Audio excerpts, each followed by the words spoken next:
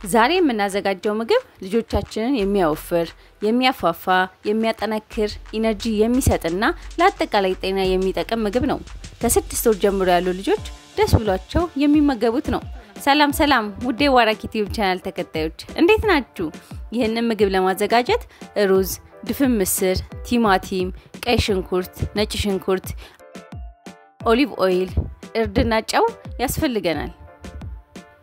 በመጀመሪያ ድፍን ምስሩን በሚገባ አጥበን እንጥደዋለን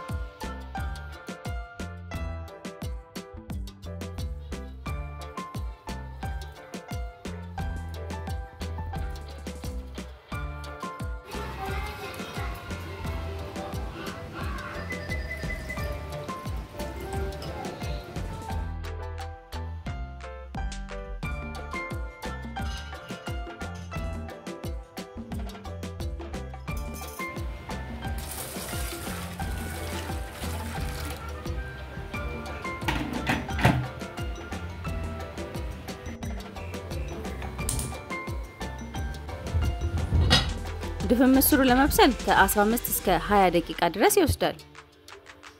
ድፍን ምስራችን እስኪ በስል ድረስ ሌሎች ግብአቶችን አድቅቀን ከትፈን እናዘጋጃለን ከዛም የከተፍነውን ሽንኩርት እናበስላለን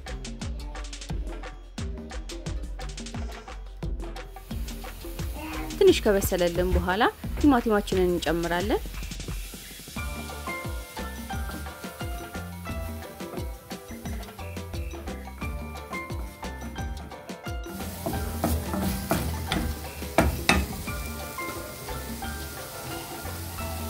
አሁን ደግሞ ትንሽ እርድ እንጨምራለን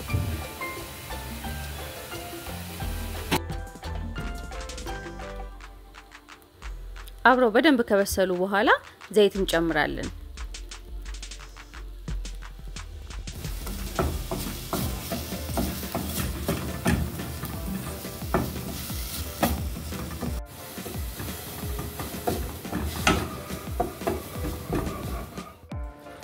ከዚያም ሩዙን በደንብ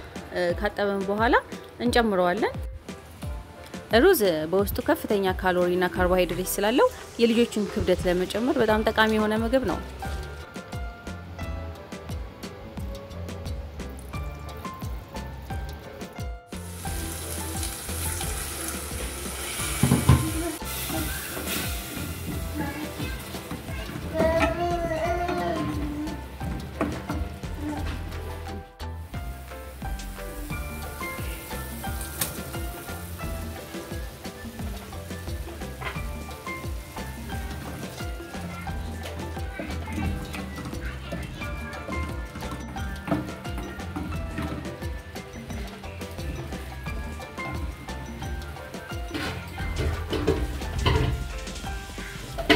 ከዛም ቀቅለን ያዘጋጀነውን ድፍን ምስር እንጨምራለን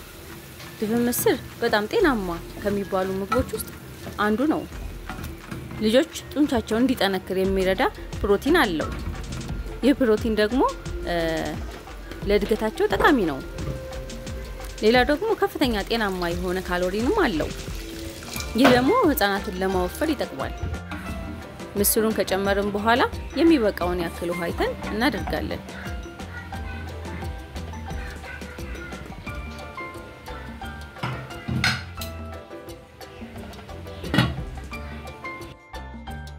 ከዚያም ነጭ ሽንኩርታችንን እንጨምራለን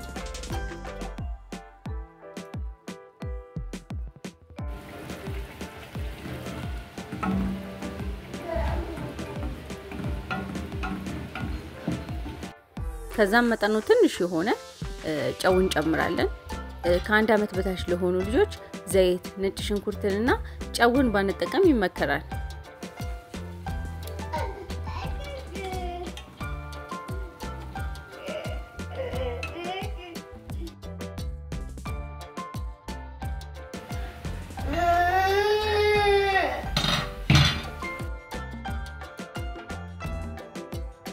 ከዛም የጣርነው ሩዝ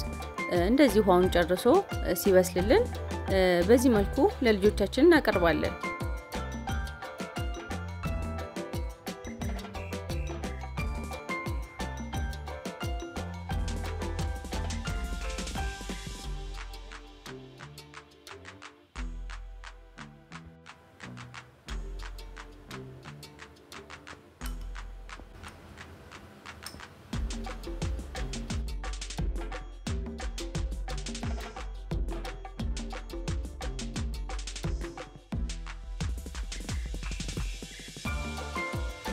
አንዳንድ ጊዜ በምንመገባቸው ጊዜ ማንኪያውን ካልያዝን በሚሉ ሰዓት ሰተናቸው በሌላ ማንኪያ ብናጎርሳቸው ደስ ብሏቸው ሊመገቡ ይችላሉ።